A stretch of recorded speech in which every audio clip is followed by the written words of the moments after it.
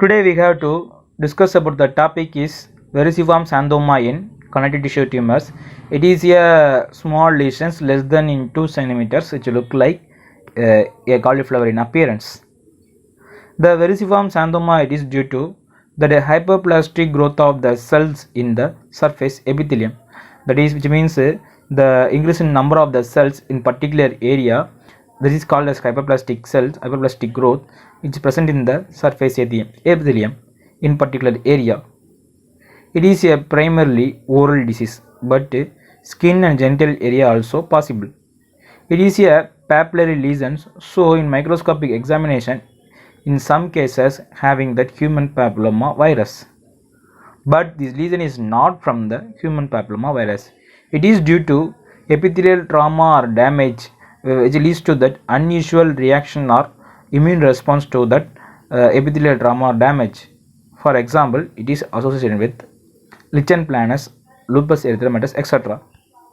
In clinical features, it is most commonly affected 40 to 70 years of age group peoples, and mostly white peoples are commonly affected, and slight male production will be seen.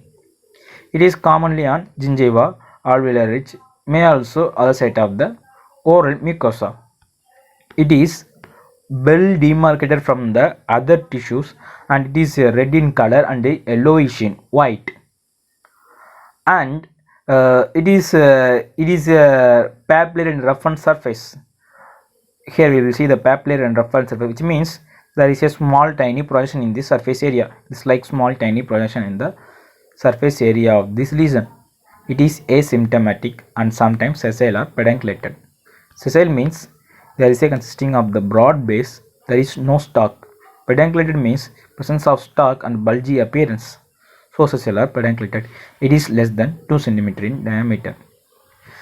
Similarly, it is look like yearly carcinoma, which means the yearly carcinoma, both are similar. So histopathological examination is much needed. It is in histology, there is a hyperplastic growth of the epithelial cells as a result acanthotic surface epithelium. Here is the acanthotic surface epithelium. There is a hyperplastic growth of the cells as a result acanthosis happens. There is a small tiny projection is present on the surface epithelium filled with keratin, parakeratin layer. The papillary projection is nothing but it is called as a crypt. So there is in this crypt area there is a accumulation of the parakeratin layer leads to the formation of keratin plaque. So there is a form covered by the thick parakeratin. What is parakeratin? The parakeratin is nothing but it is present in our oral mucosa. There is our oral mucosa. There is a contain four layers. That is basal layer, prickle layer, granular layer, keratin layer. This is the keratin layer.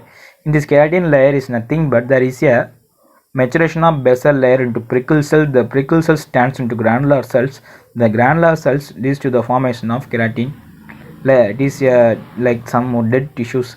Dead tissue. The keratin layer having nucleus that is called as parakeratin layer. The keratin cells doesn't have a nucleus that is called orthokeratin layer. In this dead tissue, the dead cells get accumulated in this area. So the accumulated in the crypt area. So there is a thickened keratin will be seen. So filled with parakeratin layer. These parakeratins are phagocytized by macrophages, that is engulfed by the macrophages. As a result, there is a foamy macrophages will be seen. Foamy, this is like form appearance. This form appearance will be seen in the cytoplasm of the macrophages. Here we will see the here will be see the macrophage cytoplasm, that is look like foamy appearance. This is so called xanthoma. There is a presence of retiplexes in the connective tissues. The pushing effect of the papillary macrophages result elongated retiplex. There is a large number of lipid-laden foamy histiocytes is present between the connective tissue papillae area. There is a treatment is surgical excision. Recurrence is rare. Thank you.